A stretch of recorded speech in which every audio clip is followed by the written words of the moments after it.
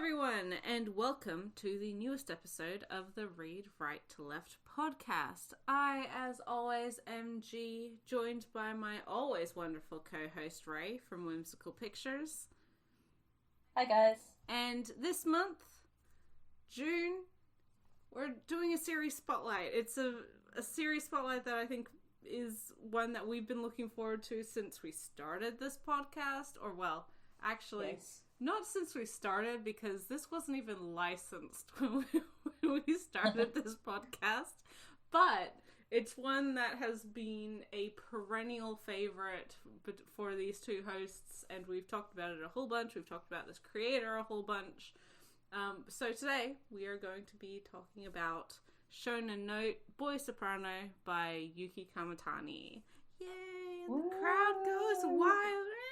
And just in time for not only for the 8th and final volume to come out this month, just came out on the 18th, but also for Pride Month. Exactly! I honestly, there's no greater show of allyship that Kodansha could have done aside from releasing 2 volumes of Shonen Note during June.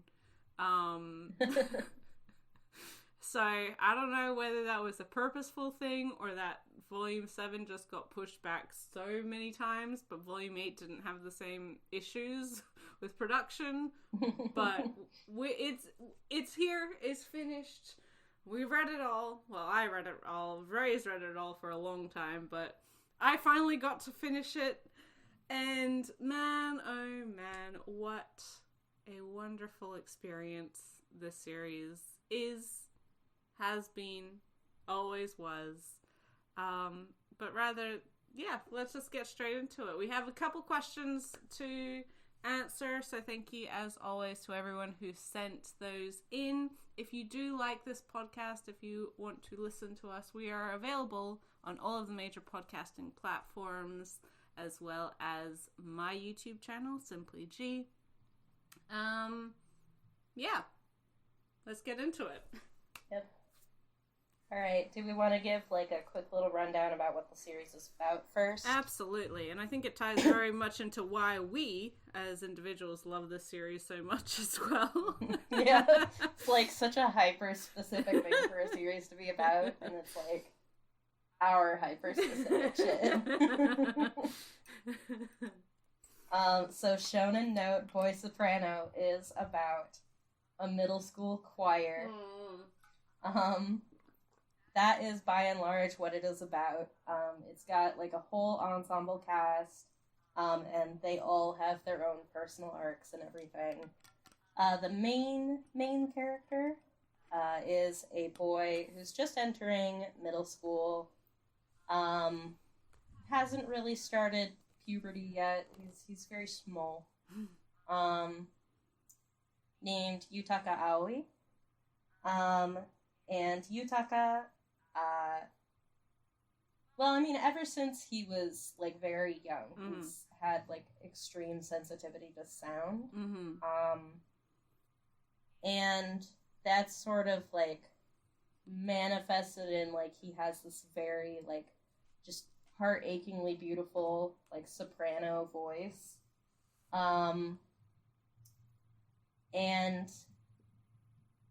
But we know that he's, like, just about at the cusp of adolescence, that this soprano voice that he loves so much is not going to be around for all that much longer.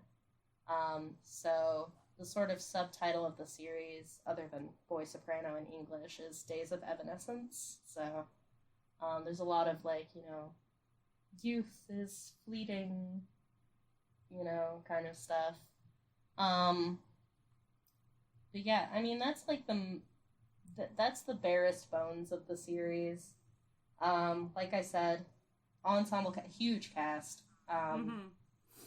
Really get through a lot of different kids' stories in just 8 volumes. So not just Yutaka having his full arc, but a lot of other characters as well. Yes, it's quite an ensemble cast, and this is a mixed choir, so you do have boys and girls. But notably, Yutaka's beautiful soprano is what captures the attention of all of these characters, as well as the adult characters in this throughout the series. Mm-hmm. Yeah, he very quickly gets roped into a lot of stuff. leading role at the city opera. Mm-hmm. He also catches the ear of our little Yurio in this series, Vladimir Popov. A true testament to how angelic and beautiful and I don't know, inspirational as well his voice is. But as seems to be, well, as is always a theme in Yuhki Kamatani's manga, although I'm sure that Kamatani is interested and enjoys choral music, or choirs, I should say, the idea of a boy soprano of this very short period of a person's life, of a boy's life, in which he is able to achieve that kind of sound, is a predominant theme as growing up and changing and not really having any control on how we change as we get older. And as scary as that can sometimes be, it ties very strongly into any of Kamatani's previous work. So if you have read, whether it be, well, Our Dreams at Dusk, whether it be even something like Nabari no O, there's a lot of very similar themes comparatively. So even if you are not the big choir nerds, like Ray and myself, then there is still, I mean, there's plenty to enjoy anyway. I don't think you have to be a choir nerd to enjoy this. But it is very much within Kamatani's wheelhouse. This is very much a Yuhki Kamatani series, and it feels it. It's like the most Yuhki Kamatani absolutely. Series.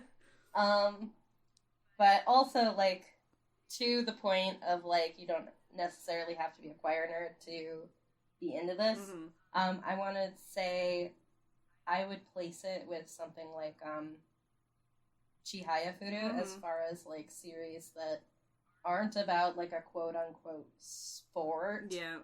But would definitely, I think, appeal to fans of sports series. Yes. Especially a good portion of them, right, are about sort of this very special time that you have with your teammates, mm-hmm. within, like, a school club. Mm-hmm. You know, the big plot points of, like, trying to get the new students who are coming into the school to join the club, the third years graduating, mm-hmm. And just, like, enjoying working towards a goal with this group of people that are really important to you. That's all very much, like, in here. So even though it's not about, like, you know, soccer or whatever, like, I think if you are a sports manga enjoyer, mm-hmm. this may be one to check out. Absolutely, yeah, I couldn't agree more. To that point, there's a real emphasis on that, as Ray said, like, working towards a common goal with a group, and, like, the short time that you have to achieve that goal as well. There's a very prominent part of towards the end of the story of, you know, characters third years having to graduate to grow up. They you know, time moves ever forward, so there's going to be change, and so the choir as it exists will never be exactly the same outside of the point where these kids currently are in. And that's something that I think we all learn to have to either accept or learn to live with, because it's not unfortunately, fortunately, there is a lot of every moment that we are alive and grow, especially during these middle school years, there's so much changing, so much happening, but there's so much opportunity, and there's a real treasure in having those moments with other people, sharing both like wins and losses, which is very much a sports manga thing as well, right? Like, these kids aren't always gonna win the big award, the big tournament, and learning from defeat and learning from disappointment is just as important as achieving your dreams and achieving those big goals. And you aren't any less for not being the best of the best. It's part of the journey, and it's part of being with these people that you don't necessarily always get along with, but you understand. And that's always been a real strength of Kamatani's manga, is their characters and their communities that they write about. They're not always, like, the characters themselves don't always agree, don't always get along, but they work towards understanding each other. And that is so important, especially for a group of characters who are in this really, really tough time of early teen, because things do start changing. You know, you start to feel a little less in control of yourself, and the world seems so much bigger, and your problems seem so overwhelming, and you don't have the amount of control over your life and your decisions that you do even in your older teen years, but especially comparatively to adulthood. But you aren't a child in the same way that you were even a couple years ago. You're growing into who you are. And that can be a rough time. And I think, as always, Kamatani does an excellent job at really capturing that and having the nuance and grace and forgiveness for characters who sometimes can be really bratty, aren't going to react in the correct way, and saying, hey, it's okay, you know, as long as you keep going forward, as long as you're reflecting on yourself, it's okay if you don't have the answers, it's okay if you never have the answers, and there's no correct way of finding that answer either. Yeah. As well as the idea that it's like, not having an answer can also be an answer in a way. There's definitely a focus with a few characters in particular on, like, not people, like, chafing against, like, other people's expectations, not just, like, the way other people define them, but also the expectation that other people have that they define themselves. Which seems to be something that Kamatani relates to on a very personal level, because it shows up in all of their series. Especially, like, I think in the same way that in Our Dreams at Dusk, right, the character of someone is a pretty clear audience insert, like author insert for Kamatani. More than anybody else, that seems to be Yutaka's brother in this series. Minoru, who is a character. But he's definitely over here being like, you know what? You know what I do when people, like, get too firm of a grasp on me, like, they get too close to feeling like they can define me. I run away. I run away. And then he does. He just leaves and he goes to Russia. And it's like, well, okay. Guy is a lifelong backpacker. Yes. Leaves a note. Bye, guys. I might be back. Probably not, but we'll see. It'll be a few years anyway. Whatever. See ya. Yeah, I think we'll get more into that kind of stuff as we sort of get into individual characters. Which, if it's okay, I want to like start us off with one of the questions here that is about the characters. Absolutely. This is a question from @Astromont. The O's are both zeros. They say, "Yay, this is a fave, and it's gone so underappreciated here. It hurts me." I agree. Haven't seen anybody talking about the series, and I'm gonna come find y'all where you live, and I'm gonna like force these books into your hands. To be honest.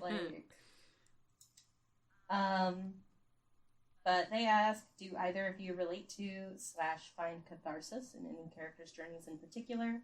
And they also say, I really appreciate the variety of character arcs in this series, and I love the way they write about the struggles of youth.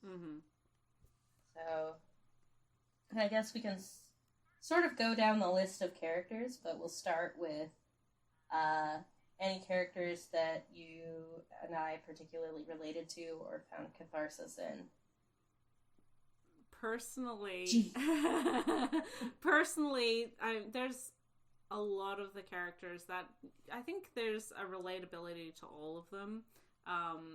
In some ways more than others for every person. But one that I think she grows a little bit more prominent later in the series is Mariko Ise, the girl who's quite introverted and quiet and afraid to speak. And although I would probably say that like people I went to school with, friends that I was close with, wouldn't say that I'm a quiet, introverted person, insofar as like once you get to know me, you can't shut me up, as is evidenced by co-hosting this podcast.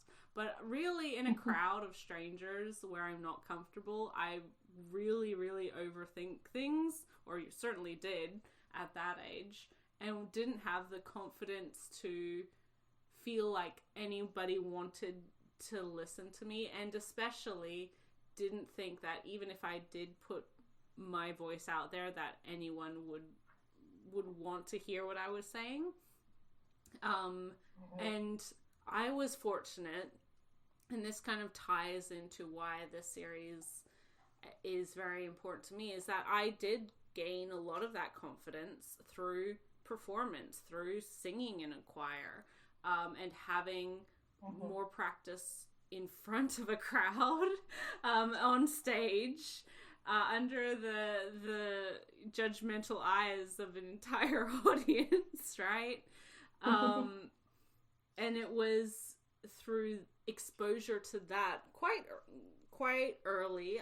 Not just I was singing all the way through, primary school, which also encapsulates a lot of those middle school years here in Australia, but also all the way through high school as well.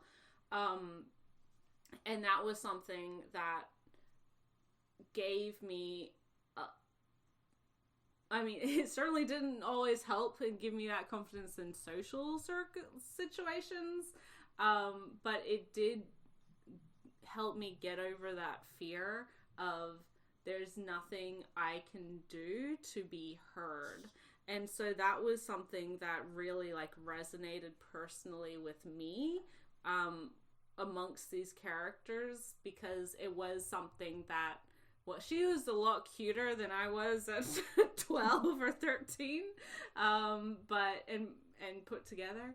But come on now, I doubt that. I don't know. But it was something that I saw a lot of young G in her. So yes, that's definitely my answer. I didn't have the spunk of Machia or some of the other girls. Yeah, it was definitely Issei for me as well. Definitely was the kind of kid who's like, all my report cards said, she's a joy to have in class, but I wish she would speak her mind more. A pleasure to have in class. Full stop. Yeah. Like, okay. Pleasure to have in class. And I really, for me, it was the church choir in high school. But yeah, I really like, especially when Issei is like talking about how, you know, she struggles so much to like find the words. Like she has so many thoughts in her head, but they don't translate into words that come out of her mouth. So like even if someone like asks her, like it's not that she feels like she doesn't have anything worth saying so much as she can't articulate it in words, like in the moment, right?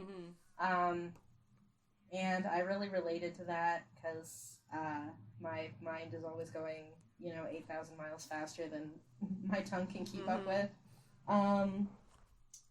Woo, ADHD. But also, like, I like that she specifically was like, she found comfort in choir because the words are already there, written on the page for her. Yeah. But she can, like, express herself through someone else's words by, like, putting, the emotion behind it, putting her voice behind it, and that's definitely something that I've always really loved about singing. I also, like, I really related to that because I also find, like, great comfort in, like, having lyrics to sing that I can interpret how I'm singing them. I find that really freeing, so... Yeah, I also really love Issei. She's also adorable, which helps, but... there's definitely other characters as well. I think Betsuyaku, the school president... Yeah. Not the school president, Yeah, but, like, the club president at school. He's the choir club president. I think especially the thing I related to, like, thinking back on, like, little baby Ray, is like his difficulty trusting adults, and like the feeling that like he needs to shoulder everything himself, or else he's not proving himself. So he doesn't want to turn to adults because he feels like he's failing if he can't do it all on his own. And that unrealistic pressure he's putting on himself, comparing himself to other people, specifically his siblings, and rest of his family. And his mom, I think. He comes from a musical family, and he's sort of, he's the ordinary one in his family, right? Yeah. Which is so sad. Like, goddamn, he's a child. Yeah. He's the president of a club. Like, jeez. This poor boy is 14. Let him just, He's doing fine. He's doing okay. He's doing fine. But yeah, so I love him too. I like when he finally like opens up and like admits to the sort of deadbeat choir director that he actually does need help. That's very sweet. I like the choir director too. I think he's a riot. He's a great character, and he's a great mentor character for this really rowdy bunch of kids with very different personalities. Yeah. Well, I mean, he's so burnt out at the beginning because it's like he put everything in, like, in the previous year, the year before the series starts. He, like, had to put, like, every last drop of, like, everything that he had into just getting this really rough class that he was given in line. And he feels like, on the one hand, he feels like a failure because he feels like, you know, he gave it everything he had and all he could do was keep them in line, right? Yeah. Which is like, from the outside looking in, we're like, everyone clearly thinks that the fact that you were able to get them in line at all is, like, impressive. Yeah. Like, it takes a special kind of teacher to, you know, get a really, really rough class and, you know, make them see a bit of sense, right? But, so he feels like a failure for that, and then he also, basically, like, the choir, like, mutinied on him the previous year. Because, again, he was putting his all into his homeroom class, and he didn't really have much left to put into choir. But at the same time, he's, like, you know, he comes from this, like, musical background in college, and he's, you know, got very strong opinions about how to direct a choir, and he had some very strong-willed second years, such as Betsy Yaku, who didn't agree with the way that he was running things. So he was like, eventually he's just like, whatever, you don't like how I run things, you can run them yourselves. And he's been very hands-off since then. So, I don't know. I like that he's a good mentor, and he's a good, like, choir director, but he's also, like, a flawed adult. Man, I appreciate that. As also a flop adult, I very much appreciate that, you know? There's just... It's great seeing, like, actual adult characters who don't have their life, like, figured out. It's very reassuring in ways. Because, you know, we're all just struggling through. We're all just trying to make it work. Yeah. I actually, like, I don't know. I like how the adults are, like, they don't always have everything together, and they don't always do the right thing, but they also, like, are trying. Yeah. Like, they're all pretty, like, they're good-willed, kind. They care about, you know, how these... Caring people, yeah. And the other thing I really love about all, like, well, not all of the adult characters, but the majority of the adult characters, the mentor characters, they're just so enthusiastic as well about the thing. Like, it's not, it takes a little while for this teacher to get back on board with the choir, but you see it with the city opera. There's just, like, so many adult characters who haven't, quote unquote, like, given up on their dreams, that are very passionate, even though they know that it's not their job. They're not being paid to do these things, right? But it's that passion for just having a creative outlet, doing something you love. And I think that's a really big part of how Yutaka, like, looks at singing for himself as well. I think that has a real impact over the course of his growth over the over the series. There's just a real love for music and choir that, as someone who also loves singing and choir, is just, like, so nice to see. Right? Yeah. Yeah, I love the city opera, folks. I also like this sort of...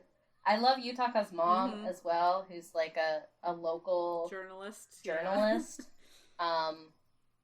We see, like, something that we saw definitely in Our Dreams at Dusk, like, this focus that Kamatani has on, like, local grassroots activism. Which, you know, love to see that here. I love especially, like, seeing the kids, like, talking out how they can get involved. I think that's really inspiring. Even though, like, within Shonen Note, the activism doesn't necessarily lead to what they want it to lead to. I still think it's, like, excellent to see series really like champion these like engagement with your community. These local engagement with your community, like these like grassroots initiatives, really just like caring about the place that you're from and like putting in and the people that love and that effort. Yeah, and the people who live there, caring about the place that you're from and caring about other people, right? I think one of the really standout aspects of that particular story arc is that initially the kids are talking out kind of how they can get their feelings on it and how they can get involved, but the adult characters really dismiss that. But eventually it turns to, we shouldn't have dismissed your thoughts and your concerns. I want from leadership, from the town mayor saying, hey, actually it's important for me to listen to what you kids have to say, because you are the ones who are going to be living here potentially for the next 30 years. Well, and I like that it's the kids themselves who like voice that stuff and are like, look, I have opinions on this because I live here. Yes. This is my home just as much as it is your home, right? It's really, really wonderful to see. And I think in an era, especially now, where there is so much activism and protest happening across the world, and sometimes you can get so overwhelmed by like the big issues happening everywhere, by looking at how you in this area that you can impact directly. No kid is going to be able to solve the global hunger crisis, unfortunately. Like, that's not, and it shouldn't be their responsibility to. But having a kid look at whether they have a local food pantry, whether they have availability for addressing those same issues in their community for their most vulnerable people, is something that they can directly impact and see how that affects the community, how other people in their lives. It's a really important thing that I think, again, when you are so focused on like just the shit show that is the world right now, tackling really not small problems, very important problems, but at a smaller scale that are directly related to you, is so powerful, and it encourages you to keep doing it, to stay committed to that, rather than hitting a wall and feeling shit because you're not solving the entire world's problems. And I think that's a really, really important part of like this age, this like period of growing up, having some wins and seeing that direct influence. It's important to see how you as an individual can change things, or influence things, even if they don't always work out the way you want them to. Anyway, sorry. Yeah. I like how much it portrays, like, hope and, like, how, like, showing solidarity in person with other people in your community can, like, really just raise morale and just, like, give you the energy to, like, keep going even when you have setbacks. I think that's really important as well, in a similar vein. Yeah. So the City Opera people are cool. I like the sort of the other music teacher, the one who's in charge of the school band. She's also like in charge of the City Opera. I like how her enthusiasm for getting Yutaka to participate in the city opera. She genuinely wants to get him involved because she feels like she's doing it for his sake. You know, she believes that he has it in him to have a career in music, and she wants to share his voice with the community. But it ends up kind of like overwhelming him and making him feel like he has to choose between like the choir and the city opera. So it's again like, you know, having this very sort of, you know, caring, passionate, good, like, I guess good-natured, good-willed, like, adult with good intentions who, nonetheless, doesn't always know exactly what to do. You know, and it's something that sort of Yutaka and his friends have to kind of figure out amongst themselves. Yeah, it's just well-written characters. So, Yutaka, main character, I definitely have seen people, read him as autistic. I think that's, very reasonable. He, again, he gets, like, sensory overload, like, very easily. He feels things very, very deeply. Like, the series opens with him just, like, bawling his eyes out at the entrance ceremony to middle school, because he liked the choir's performance, I think. Yes, yeah. So, you know, he's always talking about, like, all of these sounds that he hears that, like, calm him down or stress him out.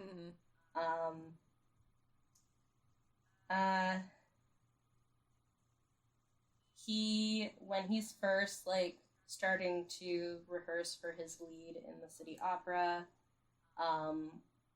he is struggling a lot with, like, his identity as a singer. That's a big thing throughout the first half of the series, especially.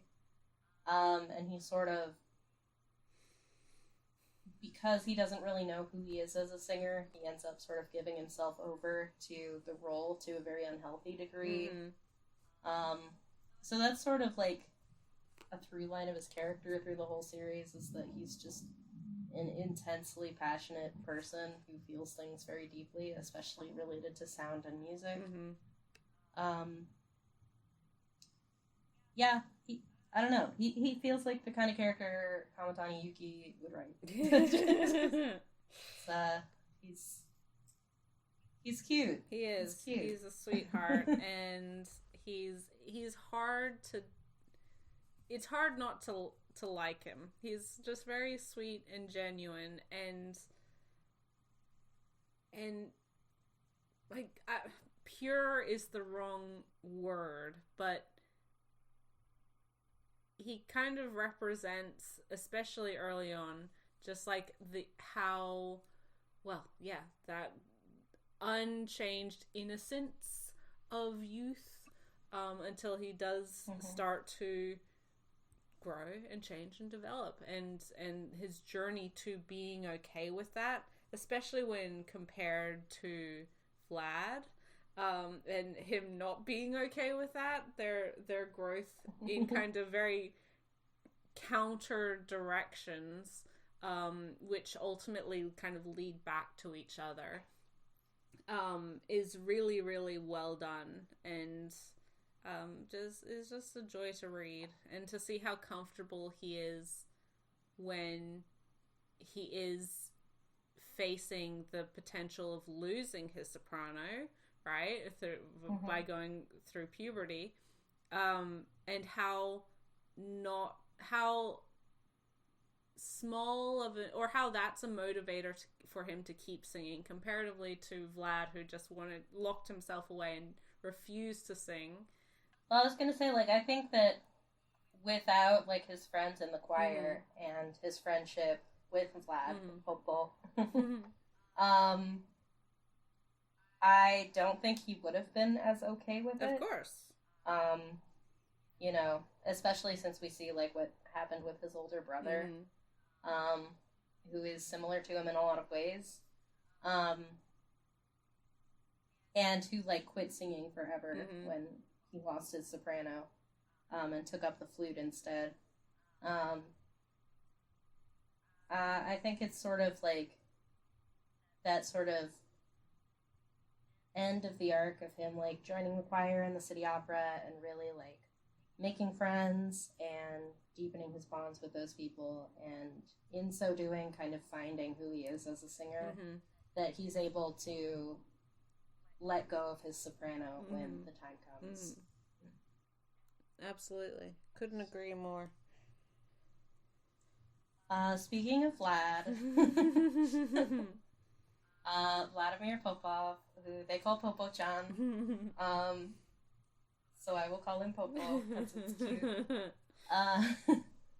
And because I'm sure he hates it. He is the same age as Yutaka, but much taller, because he's, Russian. But he is like this world-famous boy soprano. His parents are like, all the parents in this are like super hands-off. Well, a lot of them, yeah. Not all of them, but most of them, yeah. Like, yeah.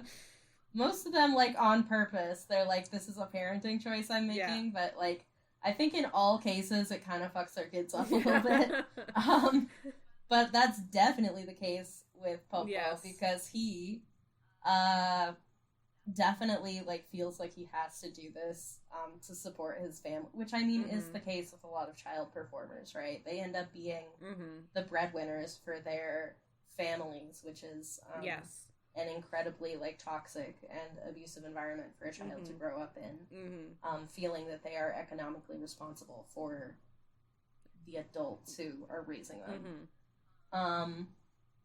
So yeah, he's the opposite of Yutaka in a lot of ways. Definitely foils in that he is a brat. He's very sweet and angelic on TV, but becomes very clear very early that that's all a front. He is a little brat, and I love him. Of course you do. No, he's him. A good kid. There's a reason Ray introduced him as the Yurio of this series. He's literally just Yurio. He's literally just Yurio from Yuri on Ice. He is a bratty, just a little younger, bratty 12-year-old, like 1 year younger. Yeah, he's a couple. Yeah, he's a couple years younger. But just, oh my goodness, just the sharpest tongue, the quickest temper, the absolutely no adult can tell him what to do, and just least of all his uncle, who is his manager. Who is his manager.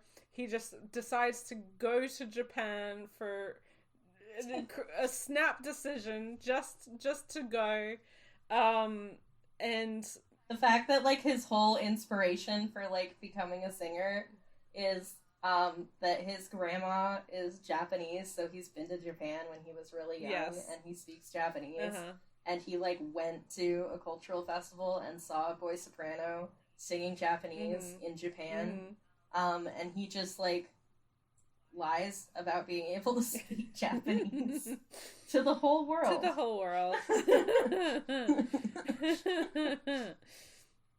So convenient that he can speak fluent Japanese. Well, really. It's that's fine. I love him because it's like anytime they need like either publicity on a larger scale than like their little local newspaper can manage, or funds more so than like their little group of parents can muster, he just shows up. He's just like, hey guys, I have my... He's just there. I have my credit card, and I brought the paparazzi with me. What do we need? I love him so much. I'm best friends with a pop star. She likes you guys too. And how can we help? Yeah, she's actually like really into these types of like grassroots initiatives. Yes. So like, here, I got her on speed dial. How can I help? But and also, like... I don't care about any of you at all. There's nothing that you can say to make me admit that we are friends. I'm just here for my own selfish purpose. And you're like, kid. Kid. I like how he's like, right at the end, he's like with Yutaka. He's staying at Yutaka's house, which, did he ask permission? I don't think so. No. Absolutely not. Absolutely not. Just shows up. Hey, this is my bedroom now. I live here. Yeah, but anyway, he's in there and he's like got his face buried in a magazine. He's like, look, like, your singing's like gotten a lot better, and I just think that you could like maybe showcase it in a larger venue. With me. Like, for example, one of my concerts that I have or whatever. Up. Just whatever. It's just a world tour. Don't worry about it. But like, I think you might be able to join. You know, I might be able to pull some strings for you. And you're like, just say you're friends. Just say you want to sing with him. It's like, no, you're not as trash as you were. So I feel like maybe now people might want to listen to you. And so, you know, like, well, I love him. He is the single most unrealistic aspect of this series, and I love him wholeheartedly for that. He is perfection on the page. And but he, oh my god, he is exactly you say he's the most unrealistic aspect, and he is, insofar as like, it's not, there's, if you are in your rinky-dink school choir, you're probably not gonna meet the superstar, child genius, global sensation. They're not just gonna rock up and know how to talk to you in a completely different language. But if we're talking about bratty 12-year-olds, he is absolutely the exact... Oh, yeah. Oh, my God. Oh, yeah. I love him. He is... Kamatani has perfected the bratty 12-year-old. There is no doubt about that. One of our earliest introductions to him is, like, he's on an interview being all angelic. And then we, like, smash cut to him on the Shinkansen with his uncle.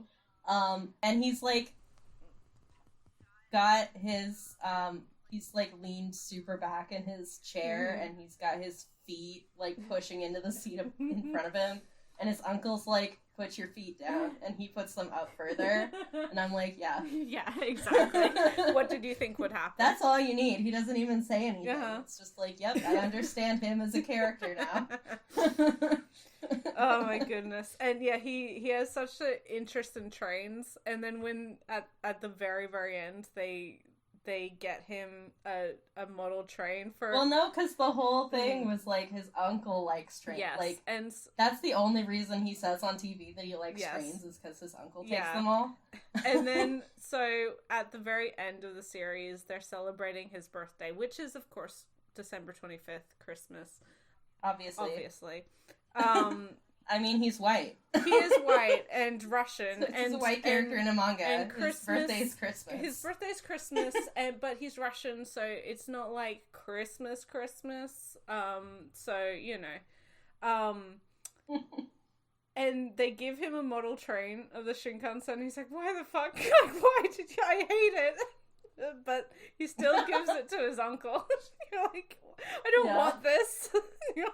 As he's crying and saying, I don't want this. Happy crying. Because they all remembered his birthday. I don't think that's the first time anyone celebrated his birthday, that poor kid.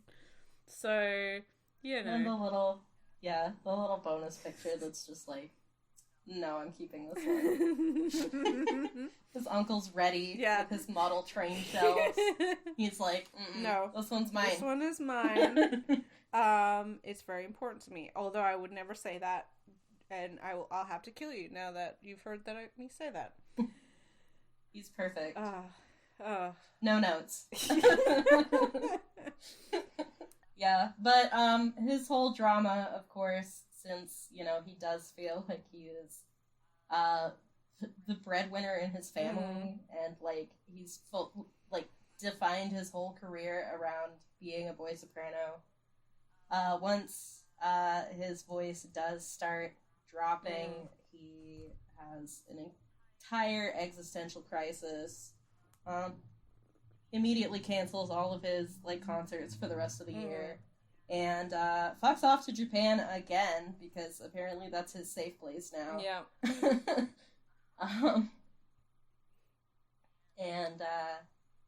Yeah. Really like the imagery there with all the clocks. That's fun. You know, we know Kamatani. We know Kamatani loves a good visual metaphor. I mean, we don't even need to really talk about the artwork. It's Kamatani. It's beautiful. It's just so... I mean, they're a master, right? They're a master of this very evocative, symbolic artwork. There's a lot of aspects to their art that, is not true, quote unquote, true to life. Yeah, it's a bit surreal. Surreal, absolutely. Yep. So once again, obligatory. If you like Hagio's work, you should read Kamatani. If you like Kamatani, you should read Hagio. It's just beautiful and evocative and a lot more emotion. It gives a physicality to emotional or aspects and atmosphere in the way that only the best artists can, right? Anyone can draw and it's hyperrealism, but not many can capture the heart, the emotions of a scene in the way that Kamatani does.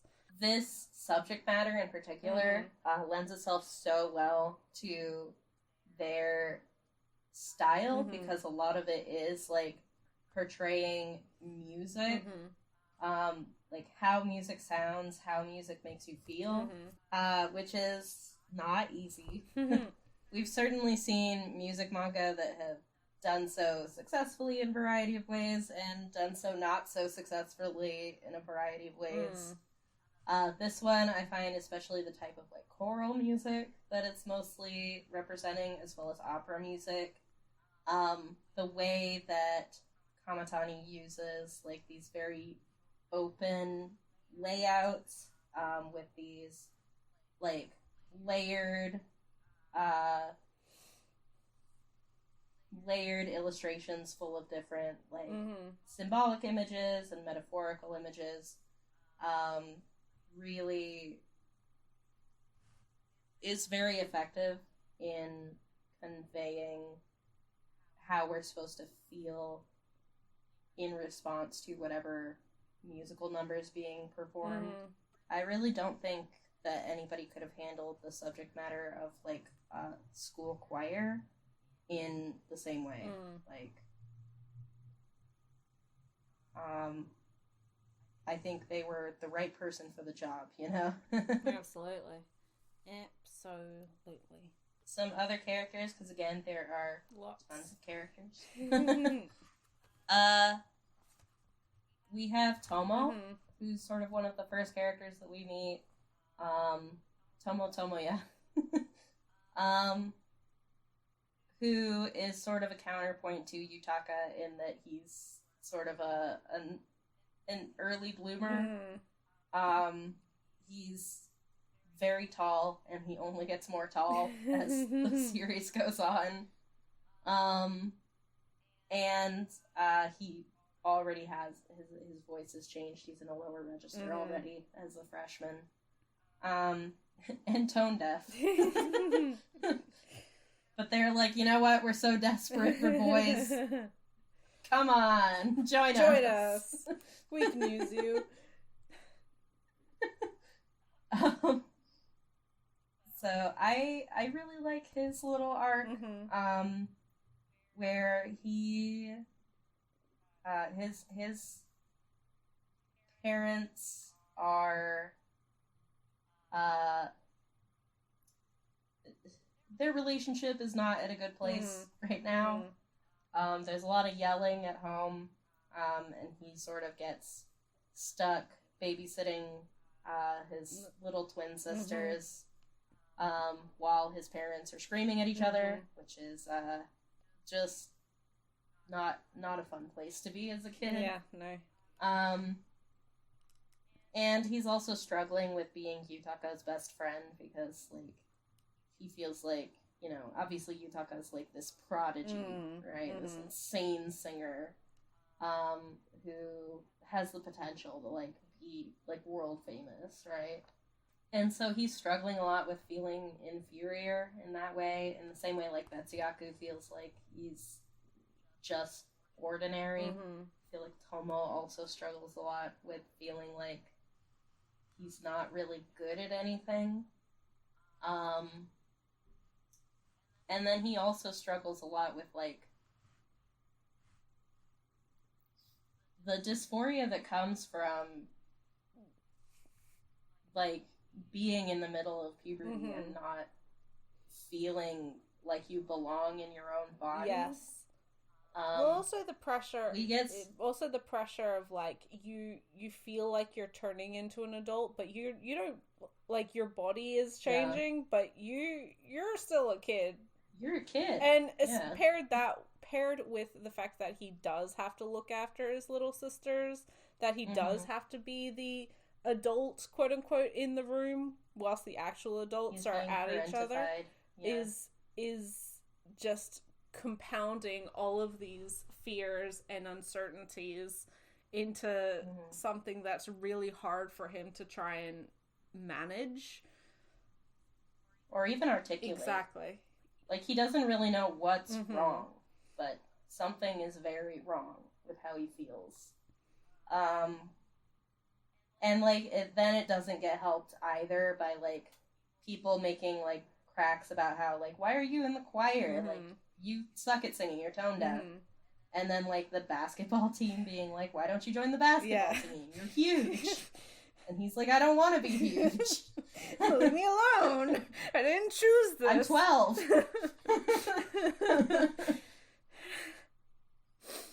No. I want to be in the choir because I like my friends and I like to sing. And I'm 12. Get off my back. I love Tomo. There's some, like, really neat, like, surreal imagery. I guess sort of portraying his parentification and his, like, being at odds with his own body. There's lots of other characters besides. Like, we could go on forever. For days. I feel like that's a lot of the main ones. There's also Machia, who we haven't, like, gone into detail about. She's very major character. She also ends up starring in the city opera alongside Yutaka. She's a very talented singer. She's very much in the position of, like, she's still a kid, but she kind of wants to be very grown up. Yes. Or she wants to appear very grown up. But she doesn't necessarily want to be that. Yes. She doesn't really know what she wants to be, and she actually, like, she's, like, openly hostile to the idea of figuring out who she wants to be. Which has to do with her parents work overseas. They are, like, always in America. They, like, never come back to Japan. You know, and I think she feels like if she were to reach out and ask for them to be more present in her life, like, she'd be failing on some level. But definitely, like, her grandma, who's the person that she lives with, has some opinions about how her parents have kind of just left her behind on the other side of the world. Plus, also, she feels very suffocated or very stagnant in her home life because she is left with her grandma and her great-grandparents. She feels... Her great-grandparents, yeah. She just feels like... I mean, she said it. She's waiting for them to die, right? Like, her great-grandfather isn't in good health. And she is the youngest person in that household. She doesn't have her parents, so she doesn't have people to talk to. She doesn't feel close enough with any of the other kids to be able to air any of this. And so she puts up this very mature, collected exterior. She seems very put together, but she's a woman of the world. But she's just being absolutely suffocated at home, but doesn't want to admit that to anyone, least of all her parents, and especially not her friends, because that's it is an admittance of failure, as you said, Ray. Like, as soon as you acknowledge that you have a problem, it makes that problem real. So instead, I will just ignore it and pretend everything's fine and I have it all handled and nothing's wrong and great-grandpa won't die and nothing changes. Nothing will ever change. And I'm coping wonderfully. What do you mean? So... Yep. But then things do change. Things change... Because her great-grandfather does die. But even and she messes up. She not only messes up, like, with her singing, but it's a reflection on the choir, and it impacts the entire choir and what they're able to achieve together, which is a huge hit to her sense of self, I guess, even though she doesn't have this strong idea of what she wants to do or who she is.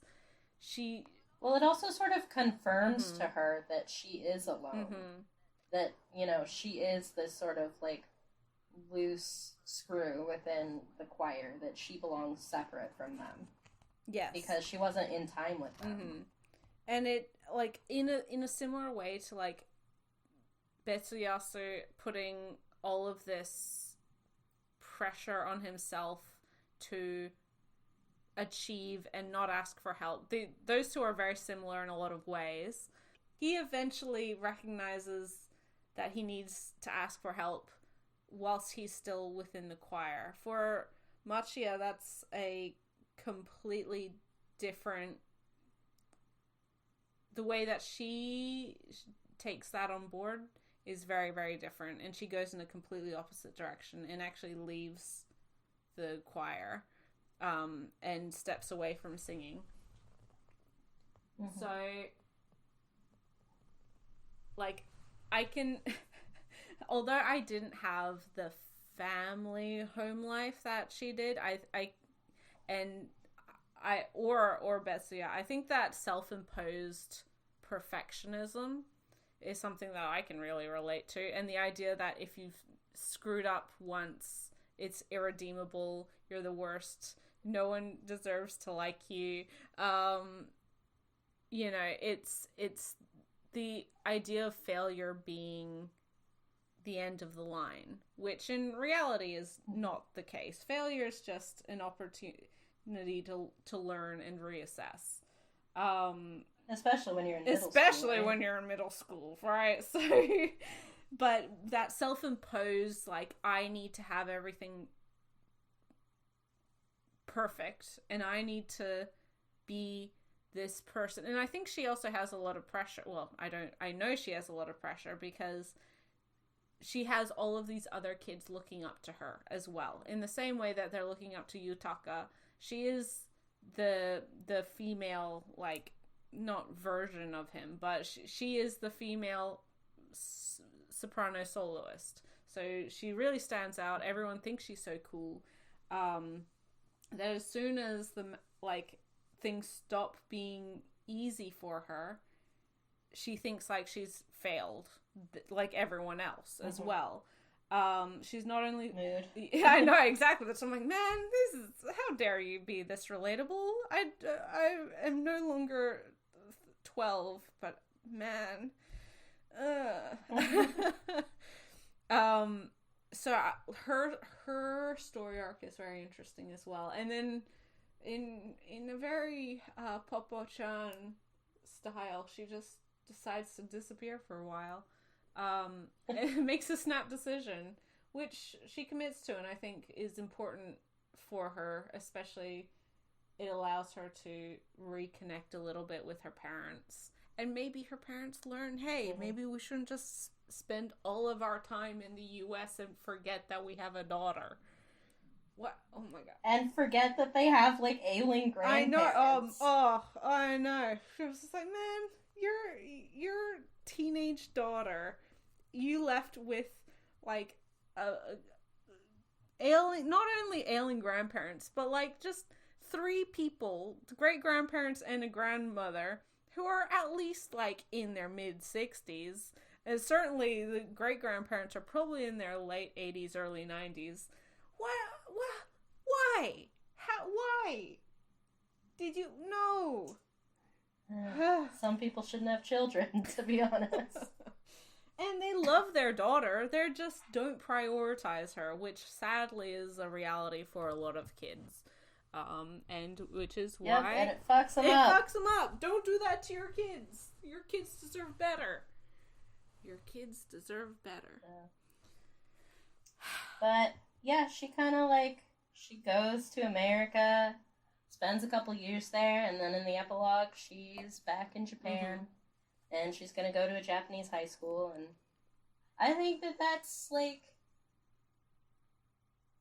you know, that's something that some kids do, and I feel like that's, you know, she got out of a place that she was feeling stifled, and she experienced life somewhere else, and she reconnected with her parents, hopefully, and then she came back, and I think that, you know, hopefully that was, you know, fruitful for her. I kind of like seeing how, like, even though that was, like, really heartbreaking for the other members of the choir, and how it really was, like,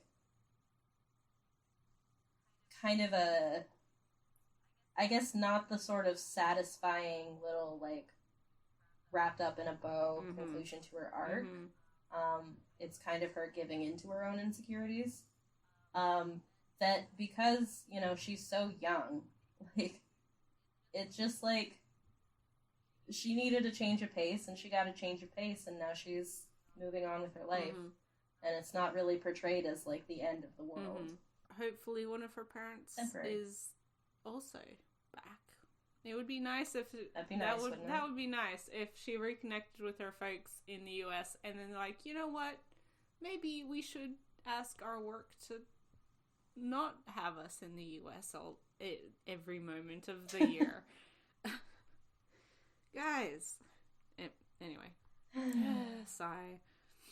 But I think we got all the major players. Am I forgetting anybody big? I don't think so. I think that covers everyone. Insofar, like, not everyone, but it covers all of the major characters who have major character arcs. There's other there's multitudes of characters who all have their own arcs, and they all intertwine as well, because that's what happens when you are in a group of people. But, you know, as said, if we went through all 24 children plus all of the adults, we would be here for literally hours. And we're already gonna be here for literally hours. So I think that's just, we need to get all right, keep going. So we also got a couple of questions from @ZachAsa _49. What is it about Shonen Note Boy Soprano that makes it such a special series for both of you?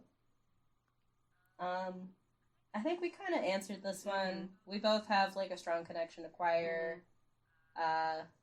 both big fans of Kamatani otherwise, just like their storytelling style and their art style. That's right. We forgot to talk about Mito. Mito. Mito. I was gonna say, like, always, Kamatani bringing it with, like, you know, even when their series isn't, like, explicitly an LGBTQ plus, like, series in terms of what it's about, which, like, Our Trains at Dusk very much is. Yes. Like, this is about queer stuff. It's, like, queer issues. That's what it's about. They're still always bringing, like, the queerness into their series. And obviously, just the fact that the series is about a boy soprano is pretty queer, gender-wise. And they definitely, like, take it in that direction. But we also have the counterpoint of Mito, who is in the choir, kind of doesn't really start showing up in a major way until, like, the latter half of the series. They, at first are, like, they're wearing the girl's uniform, they're assigned female at birth, but, they, like, are very androgynous in appearance, they have their hair cropped very short, and they open up to Machia, who is their crush. Yes, yeah. About the fact that, you know, even while, like, you know, we have, like, Yutaka and Popo, like, dealing with the dysphoria that comes from their voices changing and losing the soprano vocals that meant so much to them. We have Mito, who feels a lot of dysphoria from the fact that their voice isn't going to change. And, you know, they feel a lot of jealousy for the boys in the choir whose voices are changing or soon going to change. They really want to sing bass. They really hate their soprano vocals. But they also, like, don't necessarily feel like they want to be a boy. Yes, yeah. And their sort of arc has to do with them getting a lot of advice from Minoru, who we mentioned is Yutaka's brother, who, we didn't talk a lot about Minoru, but he speaks in a very feminine speech pattern. That's very clear in the Japanese. I found it maybe too understated in the English. I don't know how much it came across. I don't know. Maybe you can comment on that. Could you tell that he was speaking in a feminine way? Not necessarily. Like, obviously English doesn't have the same kind of gendered phrasing that Japanese does. But I do think that, like, a lot of the turn of phrase or choice of words were probably, like, they weren't out of place for a guy to say, but they wouldn't necessarily be what you'd expect for, like, a guy in his 20s to be using. Yeah. It's, I think they did their best, right? I think there's definitely an attempt there's only so much you can do, unfortunately. Because it's also, like, you don't want to go too hard, because he's not, like, talking in, like, one kotoba or something. Yeah. Like, he's speaking in a very feminine manner. That's just the way that he expresses himself. And other characters comment on it, like, why does he talk like a woman, kind of thing. And then he also, like, sometimes wears skirts. He varies what he wears. So he's very fluid in his gender presentation.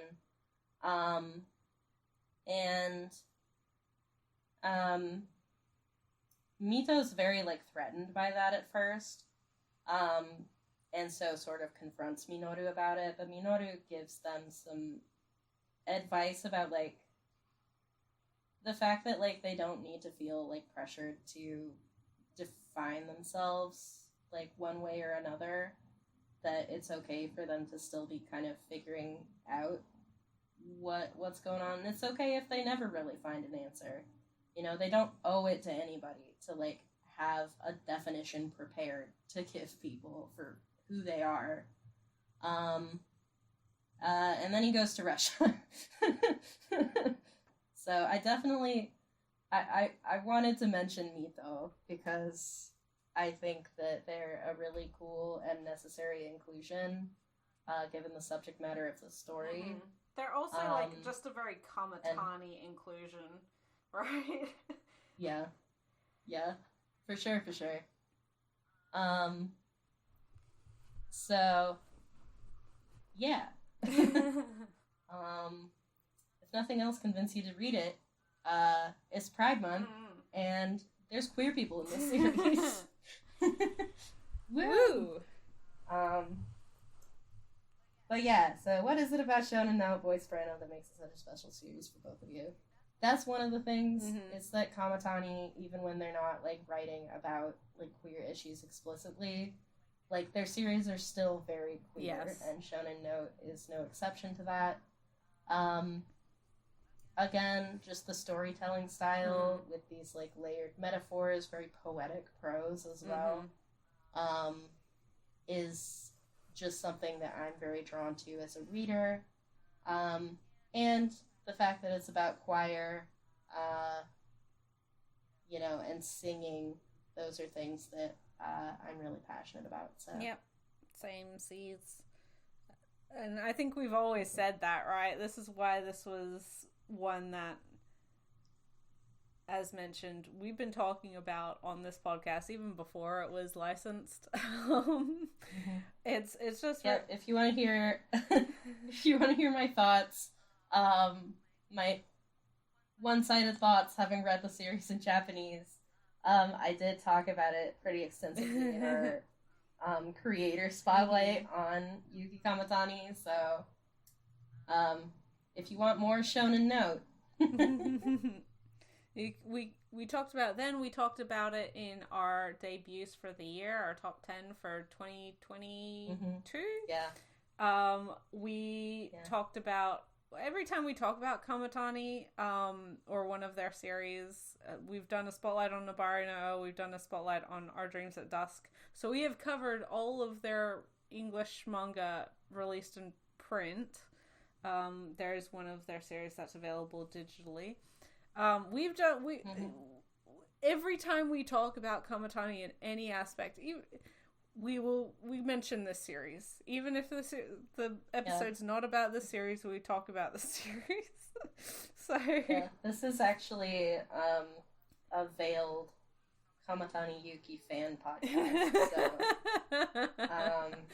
So, you can't even argue against that, because I'm pretty sure, like, episode 1 we might have been talking about Kamatani. There is always this discussion. Kamatani is eternal. Yes, Kamatani is eternal. So, I mean, it's very special, not just for us individually, but it's also special for this podcast. It's something that's always been here. And if you've been listening for the last 5 years, that shouldn't become as a surprise, right? Second question from @ZachAsa_49. How does Shonen Note Boy Soprano compare to Yuhki Kamatani's other works? We just talked about that a bunch. I'm kind of curious, like, where you would place it if you were, like, rating Kamatani works on a scale of least favorite to most favorite. From least favorite to most favorite? I would probably say, and this isn't a reflection on it being bad, but probably Hiraeth is my least favorite that I've read of Kamatani's works. Then it would probably go to Nabari no, because I adore that series, but it is early, and you can tell it's a debut series, right? It's not quite as put together as what Kamatani was later able to do. it's probably second only to Our Dreams at Dusk. And Our Dreams at Dusk is... It's like having to choose your favorite child. Like, I don't want to do this, right? Because both this and Our Dreams at Dusk are beautiful and incredibly masterful at telling the stories that they want to tell, right? This one is longer, and in that aspect, it allows for a lot more growth and introspection into the larger cast. There's no way this series could have covered as many characters as it did in a shorter runtime. It's probably Shonen Note's maybe a little bit more universal, because regardless of who you are, like, if you are an adult, at some point you went through puberty, at some point you were a 12-year-old or a 14-year-old, and you have been through some of these things. Maybe not exactly the same, but the emotionality of it is there, and the relatability is there. Our Dreams at Dusk has a lot of that as well, but obviously paired with the queer aspect. It makes it... I think Our Dreams at Dusk is Kamatani's masterpiece. Like, I don't want to say that they don't have the ability to tell a phenomenal story in the future, but I think what they were able to achieve with Our Dreams at Dusk and the expression of the themes and showcasing a completely, well, or pretty much completely queer cast is something that is not commonly done, certainly, but is something that is also very difficultly done. If you don't have the nuance or care to, because like even gay people can incorporate toxic aspects of stereotype, right? Oh yeah. So the fact that there isn't any of that, and that Kamatani does have a real caring, well, I don't even know how to phrase it properly, but Kamatani has always put their characters in a very genuine and empathetic light. As I said at the beginning of this podcast, like, not all their characters are good people necessarily, or they don't always have their shit together, and they don't always make the right choice, but they are all genuine and empathetic, and you as a reader can really connect to that.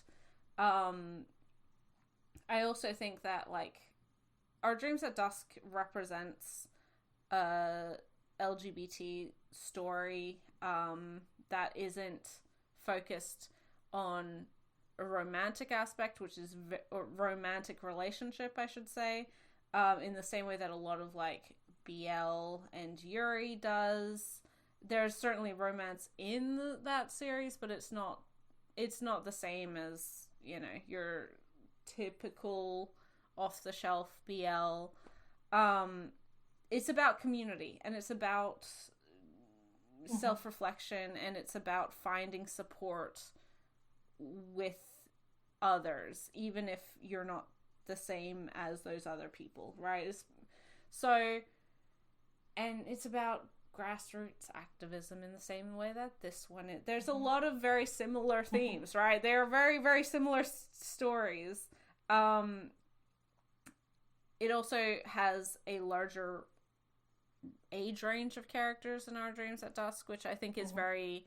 that's a crucial aspect for why it is so good in regards to a LGBT story, because it's I don't want to say it's easy enough to make a story about joy featuring gay characters, but it's even more important to show like generations of joy and overcoming. So in that way, like, I do think that Our Dreams at Dusk is, no matter how good or bad or middling any of other Kamatani's other stuff may be, which is not the case. It's all great. But Our Dreams at Dusk is, I think, a story that was very important for them, that they wanted to share, and I think they did it pretty much perfectly. I have never seen anyone complain about or have a bad word to say about Our Dreams at Dusk, aside from people who just were never going to like it anyway. I could understand why someone might not be as enamored with Shonen Note, because I think from the outside, like, if you were really reducing it, saying it's a coming of age series, like, which it is in a lot of aspects, some people just aren't going to vibe with that. I don't agree with that, but I think that there's an element there that people won't even give it a shot. As said, they're both, it's like choosing favorite children or favorite puppies or something. In my ranking, Our Dreams at Dusk is number one, but not by much. Not by much. What about yourself, Ray? Is that sort of in line with you? I agree wholeheartedly with everything that you just said. And I agree with your ranking in terms of, like, quality of the series. I do agree that Our Dreams at Dusk is probably Kamatani's masterpiece. I think it is the best thing that they've ever created. And it is the one that I would recommend to the most people, with the least caveats. But Shonen Note edges in as my number one, just because I have more personal feelings attached to it. So I just like the fact that it's about choral music, the fact that it also includes, like, the stage and opera, the fact that it so perfectly covers, like, the feeling of being part of a team when you're at that age, at the cusp of adolescence. I don't know, man. It just hit. It just hit. I don't think it's a perfect series. I think that there are some, especially some, like, side plots that get kind of dropped by the wayside, which is almost inevitable anytime you've got this many characters. There are some major plot threads that I think end with more of a whimper than a bang. And it is straight up hilarious how often Vladimir just shows up as a straight up Deus Ex Machina to move the plot forward. And that's not to say it's a bad series, just to say that it has its flaws, even though it's an excellent series. If you wanted me to sit down and, like, pinpoint flaws in Our Dreams at Dusk, I would legitimately have difficulty doing so. Like, it is almost flawless. Just as a work of art, it is so cohesive, so layered, so beautiful. But I like Shonen Note just a little bit more. Yeah, and that is absolutely valid. Last question from @Zakasa_49. How does Shonen Note Boy Soprano stand out compared to other music-themed manga? Subject matter, first of all, the fact that it's about choir instead of about, like, having a band, which is, I think, that's most common alongside, like, being in, say, brass band in school. I like that it really focuses on not just, like, you know, you see stuff like, say, Your Lie in April or whatever, where it's, like, focusing on a character who's really like entering solo exhibitions and solo concerts. And even if it's like about like a member, someone who's like in the brass band at school, we're still mostly focusing on them as an individual getting better at their instrument. I really like how much Shonen Note focuses on the fact that this is a choir, that this is, you know, so many 24 individuals making up one cohesive whole. You know, learning different like breathing techniques and how to kind of really feel each other, right? Yeah. Because like singing in a choir is a whole different animal from singing solo. Yes, yeah, right? Yeah. It's completely different. And I like that there's that focus on choral singing. I think it's an interesting thing to focus on. I think having a story with an ensemble cast that is about a middle school club. Yes. I think choir is a very cool choice for that middle school club for that reason, because you really have to like be on each other's level, like, and understand each other on like such a specific level. Different from like really anything else. Yeah. And to reiterate, it like the voice as an instrument is so critical. Well, obviously a choir is about singing. And so having the voice as an instrument, like if you are a guitarist or you play the koto or something, or the trumpet, when you practice and you get better and there's improvement, and you know, you might not perform as well if you're not feeling as well or if you're nervous, but ostensibly the trumpet or the koto or the guitar hasn't fundamentally, like, nothing changes about it insofar, like, yes, there's some humidity and things that can change how instruments sound, but the voice is impacted by every part of your body. If you're feeling unwell, if you are going through puberty, which is what these children are doing, it's a very elastic sort of thing, and you can practice and you can get better, but even if you perfect one aspect of singing, like for instance in this series we have boy sopranos who are phenomenal at capturing that soprano voice, but at some point their voice will break and they will lose that soprano, and they either move away from singing and music or they adapt, they change and completely approach music almost in a different way because you're on a completely different register. Girls' voices don't change as much, but they certainly do also change. And a lot of girls who were sopranos when they're 8, 10, 12 are not sopranos when they're 14, 16, 25, right? It's so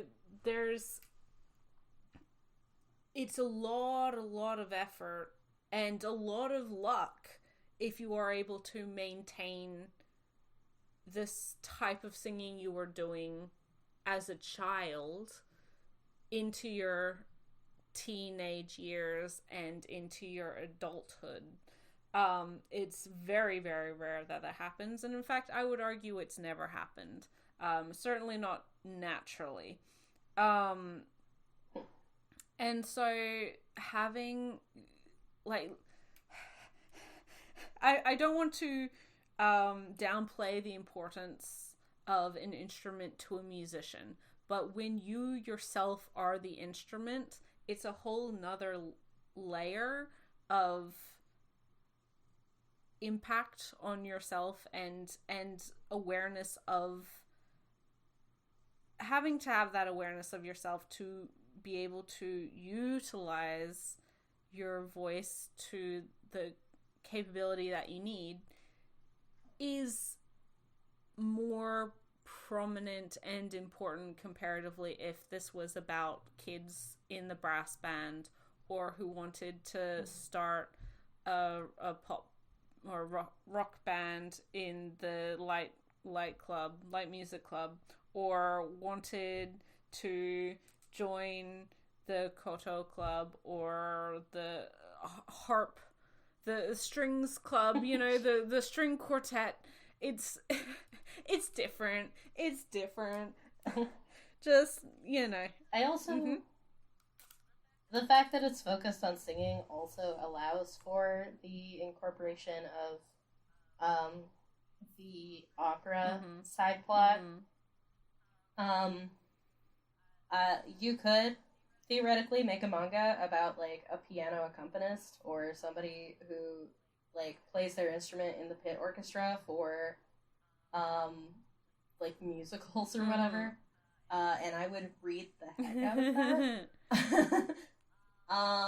But as it stands, if that series exists, I've never heard of it.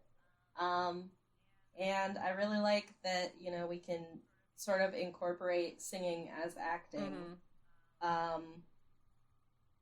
And as an accessory to acting, within the series as well. I think that's something that is unique to a series that is about singing, over one that's about, you know, somebody who's playing a particular instrument or in like a pop or a rock band.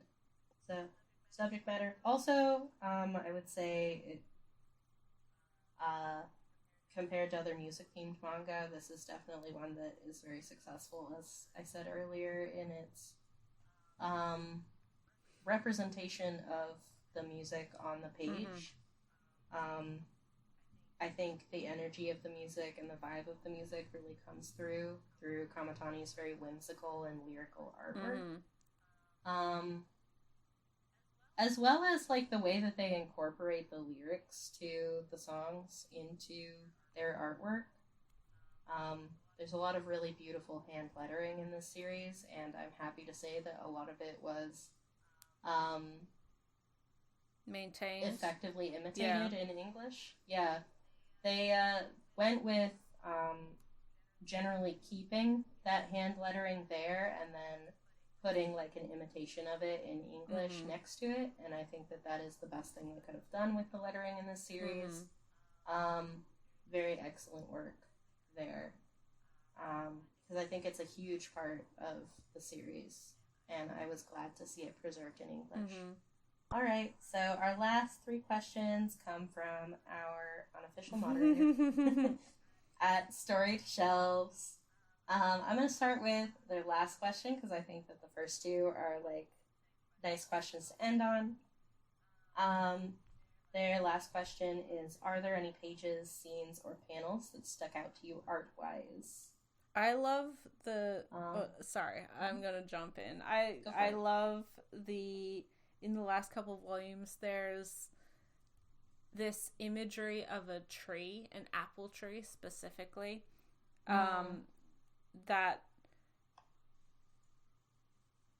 keeps being used, especially for Machia, but a lot of it, that tree draws everyone together. Even when they go to their separate ways, it's emblematic of all of these kids, all of these people having this connection, this spot, this, you know, they are forever intertwined, even if they are going to other places and meeting new people and doing new things.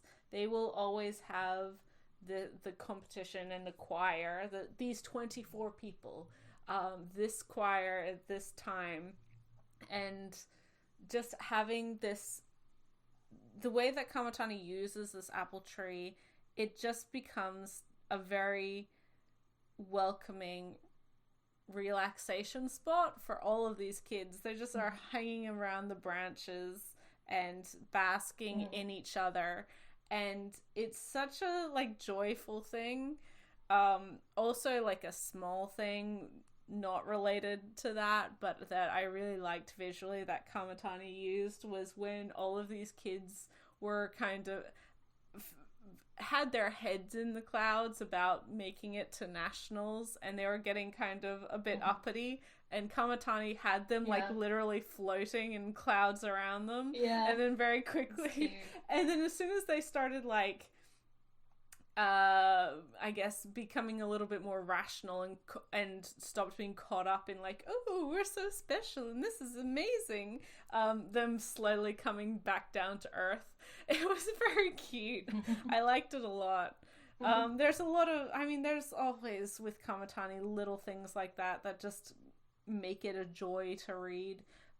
We talked about the Tomo's very the bad home situation, and really this prickliness, these sharp bubbles that are clashing as soon as he walks in the door, representative of that turmoil. It's just so good. And you know, there's a million instances of that, but having read the last couple volumes last night, the apple tree especially was just one that was just so beautifully done, and it didn't need an explanation. You knew exactly what Kamatani was trying to do with that imagery. Yeah, that's a really good one, and really just like wholesome. I really like the drama that we get when Machia makes the decision to go to America, and you know, the choir comes and confronts her, like, why did you quit the choir? And then Yutaka shows up, and Machia's like, your singing scares me.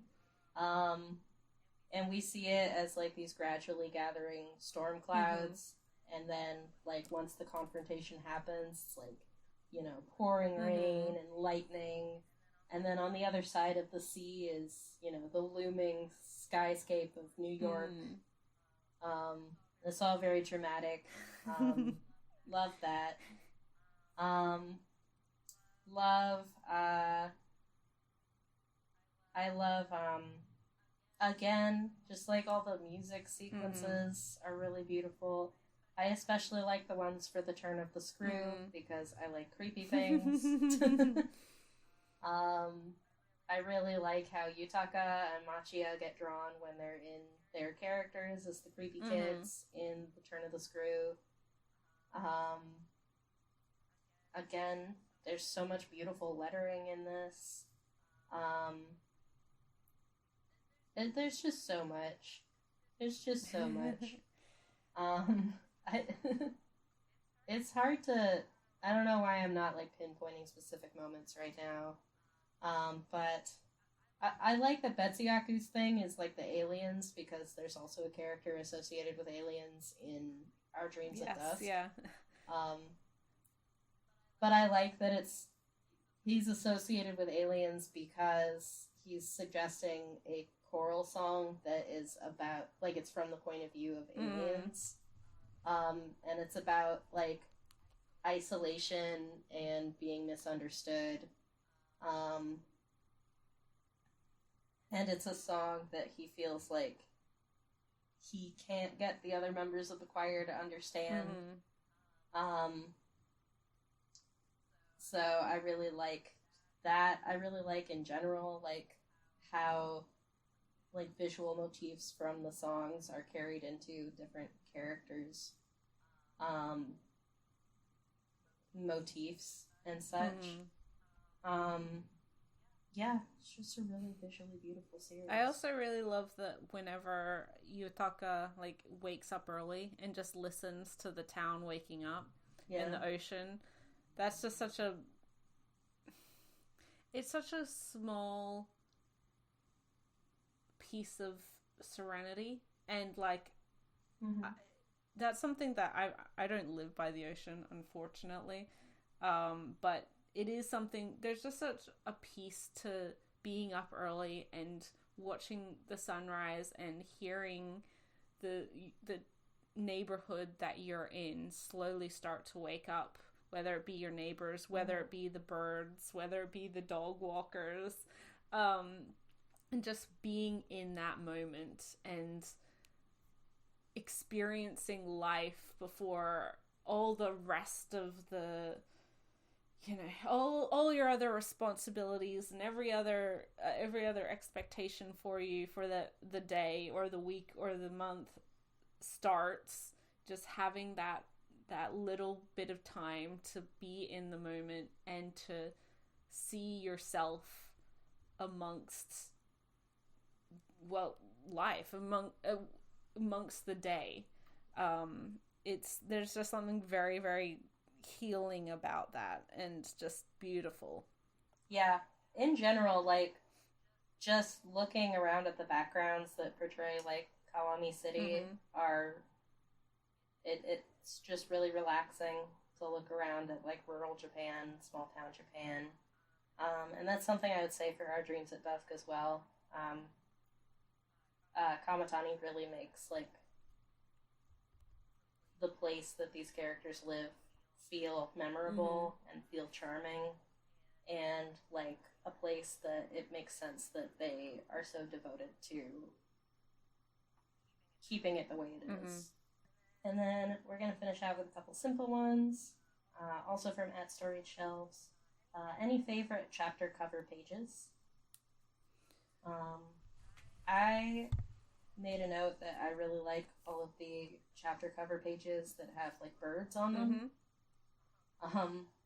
Kamatani's really into drawing birds, like birds and cats. Yeah. And there's just a lot of, like, really beautiful chapter cover pages in this series that's, like, the characters flying among flocks of birds. And they're just really pretty. I always turn the page and I'm like, Yeah, whenever I get a question like this, I'm like, well, they're all nice. They're all beautiful. What do you want me to say? I can't choose. And this is very arbitrary just because I have the volume literally right in front of me. But and speaking of birds, volume 5 has the color page there has Yutaka and Machida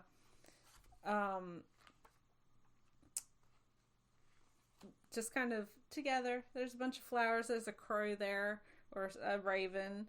And it's just a really beautiful, vibrant, I think the color work that Kamatani uses as well is just gorgeous. They have a real sense of colors that go together. But the just blossoming, beautiful flowers against the almost entirely black outfits of these two characters, because it is their characters from Turning of the Screw, is just a really fun little juxtaposition, and just captures, I think, a lot of the stuff going on in the story at that point as well. Yeah, you know, you can't go wrong. There's no wrong answer when it comes to this. And then our last question, also from At Story Shelves, which volume cover is your favorite? So the 8 volumes of this series do maintain these beautiful, like, front and back spread covers that the Japanese books have. I was so happy that they kept those in English, because they are stunning and gorgeous and just so beautiful to have on a shelf. Yeah. Yes, yeah. Again, they're all beautiful. Volume 1, Yutaka's adorable on that one. Volume 8 with both of our boys is lovely. With an apple. Yes. Volume 3, I think it is, features Ise. And that's very cute. But I have it right in front of me. Volume 5 is Popo, and I love his little just grumpy, I don't want to be here. He's got his hand on his hip. He's standing on the moon. It's just like So sassy. So sassy. Whereas the other volumes are quite serene, like in nature. A lot of beautiful backgrounds and scapes there, but the fact that Popo is on the moon, completely removed from Earth altogether, just is a very, very indicative of this character and where his head's at and how he feels about himself compared to all the rest of those plebs, everyone else he has to deal with.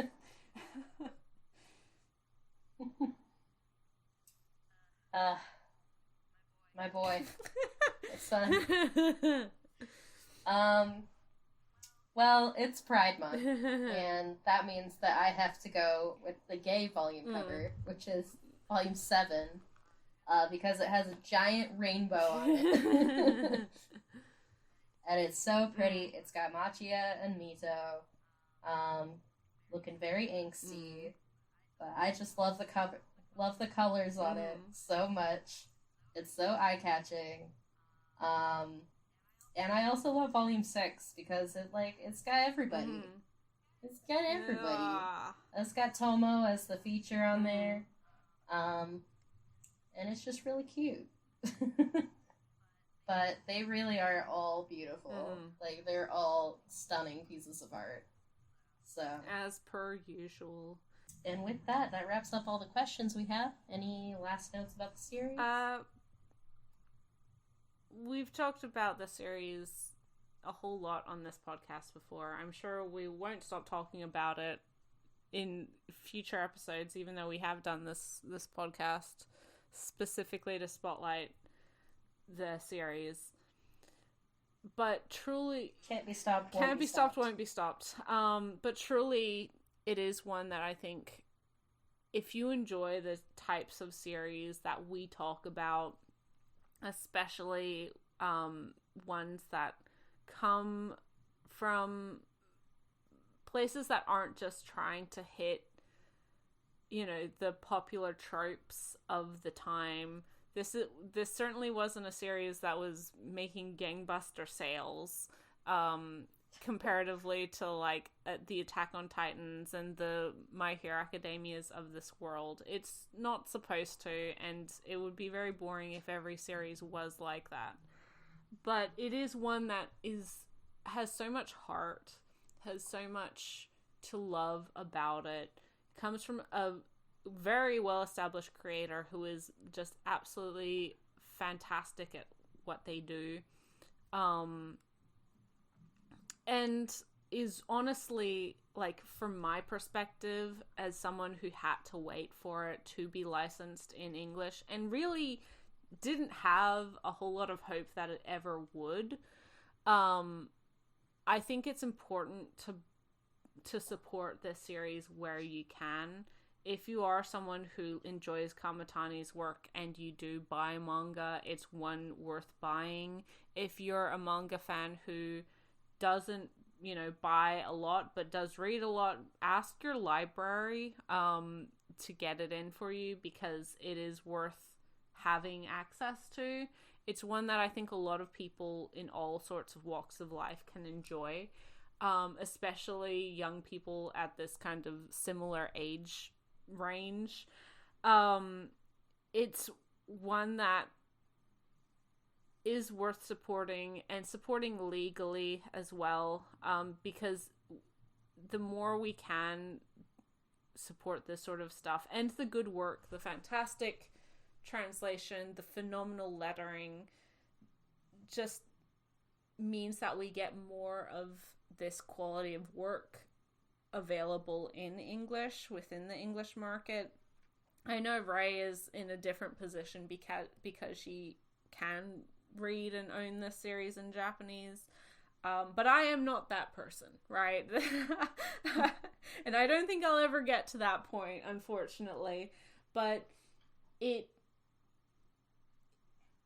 you are someone who is passionate about having very diverse stories available, about having very, very, I hate to use the word unusual series available, it's worth putting in the time and showing up for a series like this, supporting it where you can. That's my last little bit. I know that there is at least one other Kamatani work available in English that really doesn't have a ghost chance in hell of getting licensed, because it is just so niche.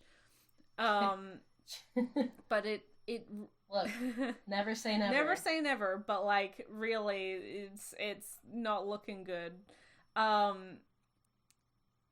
The fact that this was licensed by Kodansha, released in its entirety, and seemed like such an impossibility when we started this podcast in 2019, is a testament to readership, is a testament to how the manga market has changed over the last 5-10 years. So yeah, it's important to just, if as a manga fan, as someone who loves manga, like, yes, I have a large collection of books, but as someone who just isn't in it to own manga, but is in it to read manga, yeah, this one is worth checking out and worth supporting legally. Please. Yes. Yes, indeed. And it's only 8 volumes. It's not super duper long. Yeah. Anything else to add? Okay, no. With that, we've... Nothing else sad. You nailed it. So with that, we've come to the end of the episode. Thank you, as always, to everyone who sent in your questions. We appreciate all of them, and hopefully we answered them all to the best of our ability.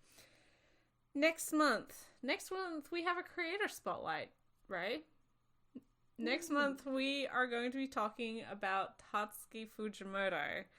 We were going to do that earlier in the year, had to shuffle and reschedule some things, but we've come back, we've returned to the man himself, the crazy mind of Tatsuki Fujimoto, creator of Chainsaw Man, Fire Punch, Goodbye Eri, Look Back, a whole bunch of stuff, but certainly probably best known for Chainsaw Man. So if you have any questions or any statements, concerns, general statements, sends them in. We love to read them. You can do that at on Twitter. I refuse to call it its new name. And so I, as always, will make a questions post at my Twitter. That's G_reads, at G_reads, GEE. Also follow Ray on Twitter. She's at Whimsical Pix. That's Whimsical PIX. You can also send your questions or put your questions in the comments of YouTube where we post these podcast episodes on my channel, Simply G. You can also find us at every other podcasting platform, all the ones that exist still, Spotify being the main one, but Google Podcasts, Apple Podcasts, Stitcher, all those places. If you enjoyed this episode or any of our previous episodes, you liked what you heard, please consider leaving us a rating, a review, all those good things. We really appreciate it because, man, this is our 59th episode, Ray. Did you know that? That's too many. That is far too many. It's not allowed. And next month is 60 episodes, which is disgusting. So, thank you all of our longtime viewers, or listeners, I should say, and thank you to all of our new listeners. We appreciate each and every one of you. Yeah.